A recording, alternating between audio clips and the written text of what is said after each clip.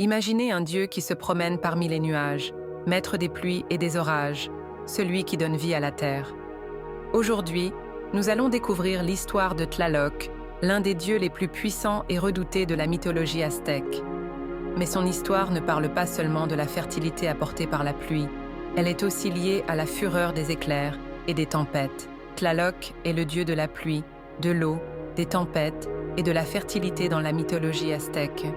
Il jouait un rôle vital pour les sociétés agricoles de l'ancienne Mexique, car sans ces pluies, la terre se desséchait et les cultures mouraient. Cependant, Tlaloc n'était pas seulement un dieu de l'eau, il était aussi un dieu qui pouvait, avec sa puissance et sa colère, provoquer des tempêtes et des inondations dévastatrices. Mais qui était ce dieu puissant de la nature, et pourquoi était-il à la fois vénéré et craint? L'existence de Tlaloc symbolisait le cycle de l'eau et de la vie. Les pluies qu'il contrôlait redonnaient vie à la terre et assuraient la survie du peuple aztèque. Selon les légendes, Tlaloc vivait dans un palais parmi les nuages et contrôlait la pluie depuis son royaume céleste. Mais l'eau qu'il donnait n'apportait pas toujours la fertilité.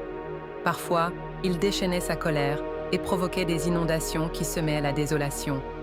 Comprendre la puissance de Tlaloc, c'était comprendre les aspects généreux et terrifiants de la nature.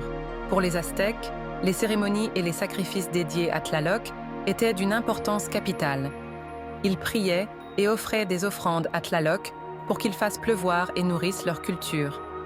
Lors des rituels de sacrifice, même de jeunes enfants étaient offerts à Tlaloc pour apaiser sa colère et obtenir ses pluies bienfaisantes. On croyait que les larmes de ces enfants satisfaisaient Tlaloc, car leurs pleurs symbolisaient la pluie.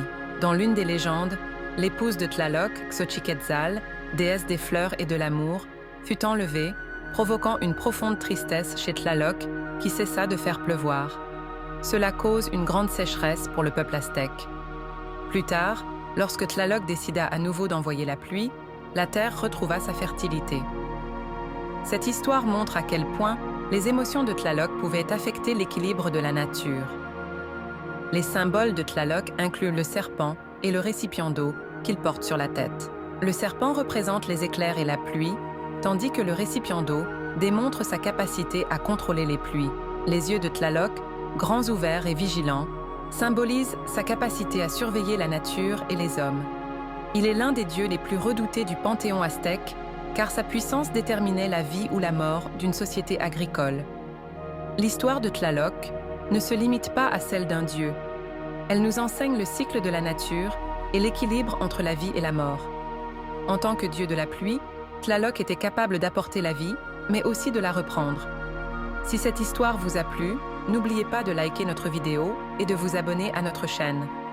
Ainsi, nous pourrons explorer davantage ensemble le monde mystérieux de la mythologie. Partagez également dans les commentaires les mythes que vous aimeriez découvrir. À bientôt pour de nouvelles vidéos. Au revoir.